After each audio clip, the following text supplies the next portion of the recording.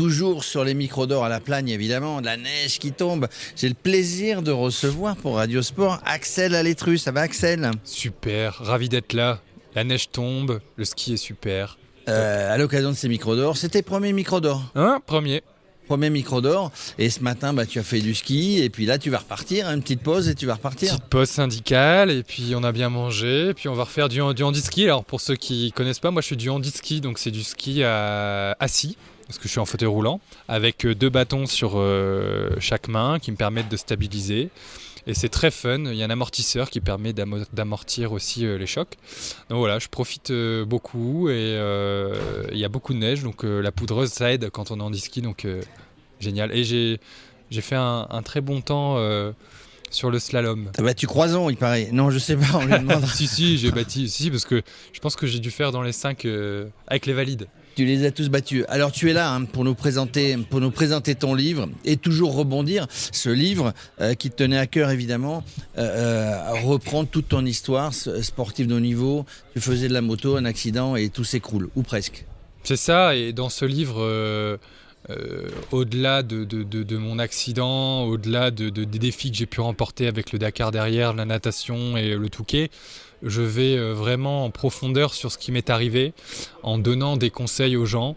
À la fin de chaque chapitre, il y a des conseils qui permettent de prendre de la hauteur, d'apprendre des choses au quotidien, qu'on soit handicapé ou non, parce que ce livre n'est pas fait que pour les personnes en situation de handicap, loin de là.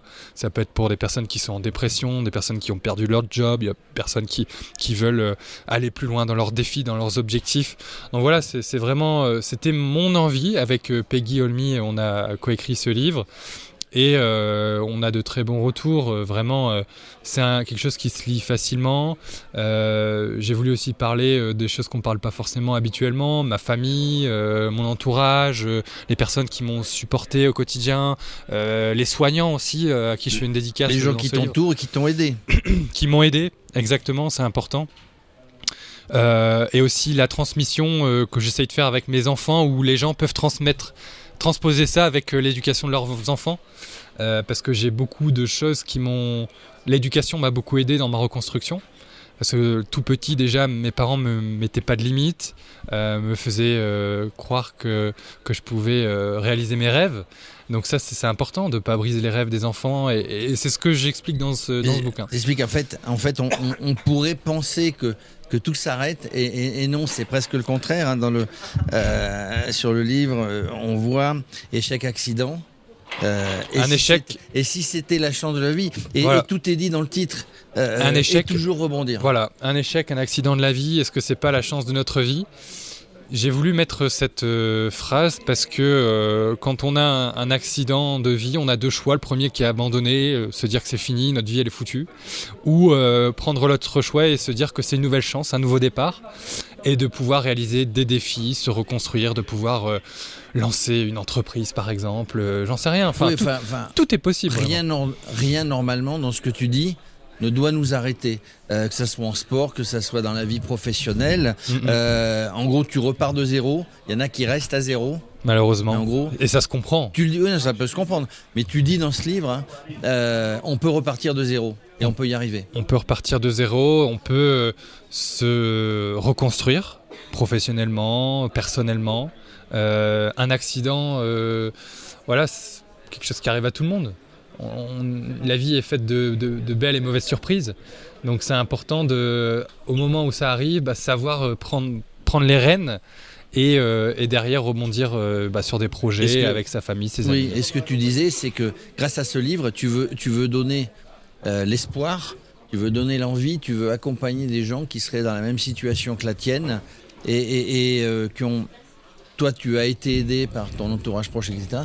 Pense et tu crois sincèrement que ce livre va pouvoir aider un certain nombre de personnes qui se trouvent dans cette situation. C'est une certitude et c'est pour ça que j'ai voulu l'écrire, pour transmettre, pour aider les gens qui peuvent être dans ma situation ou non, pour transmettre la résilience, le dépassement de soi, la motivation. Et donc oui, ça a été beaucoup de boulot de l'écrire, mais j'en suis très fier. Et puis voilà pourquoi garder tout ça pour moi et ne pas le partager à des centaines de personnes, des milliers de personnes. Donc voilà, ça me tient à cœur de vraiment partager au plus grand nombre ce que je fais à travers mes interventions, mais aussi cette fois par écrit, où cette fois on a vraiment le temps d'entrer vraiment dans le détail de mon parcours, mon histoire, et de se rendre compte que finalement derrière les défis, il y a toujours des verrous à faire sauter, des choses qui sont parfois pas faciles, mais on retient que dans tout ça, quand on s'accroche, quand on y croit, quand on a un bon entourage, quand on a des objectifs réalistes, on peut y arriver.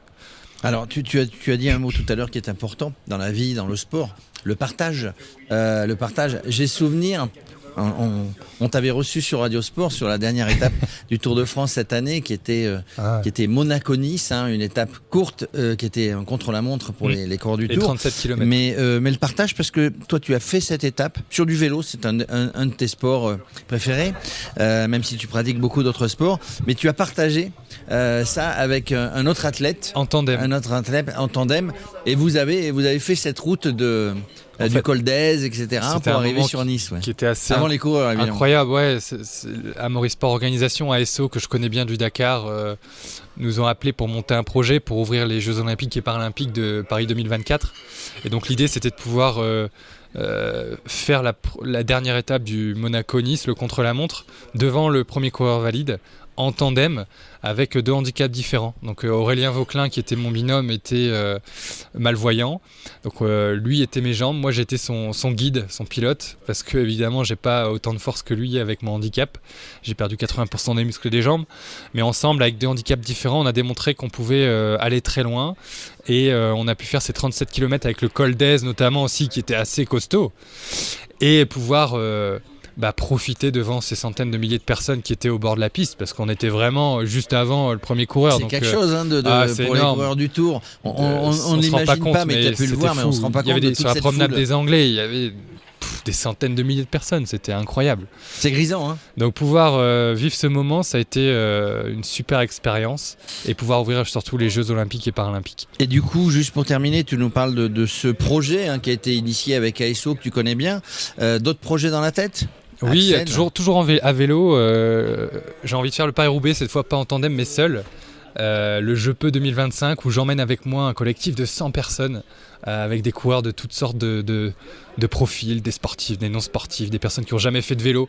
Mais ensemble, on va pédaler, vivre ensemble cette expérience, démontrer que tout est possible. Course mythique. Sur le vélo, en plus c'est chez moi, dans le Nord, l'enfer du Nord. Arriver au Vélodrome de Roubaix. Au Vélodrome. Et donc l'idée, c'est qu'on puisse vraiment arriver avec les 100 coureurs au Vélodrome et faire les 2 tours du Vélodrome ensemble, avec les 100 personnes. Juste avant la course, comment vous allez faire, non ? C'est le samedi, le 12 avril. Le samedi, et la sur course le Paris-Roubaix amateur. Voilà. Donc avec évidemment tous ces pavés, pourvu que les conditions climatiques permettent de Cette année, il avait fait 22 degrés. C'est parce que c'est soit il fait très chaud, on a de la poussière, soit il neige et de la pluie. En tout cas, merci, je voulais te remercier, je vais te laisser profiter de ces micros d'or. Je le rappelle, donc un livre qui vient de sortir, Axel Aletru, écrit avec Peggy Olmy, et toujours rebondir. Ça veut dire, si vous tombez entre guillemets à zéro pour un accident de la vie, vous pouvez repartir, puis si vous avez un petit peu de mal, lisez ce magnifique livre. Merci Axel. Merci à vous.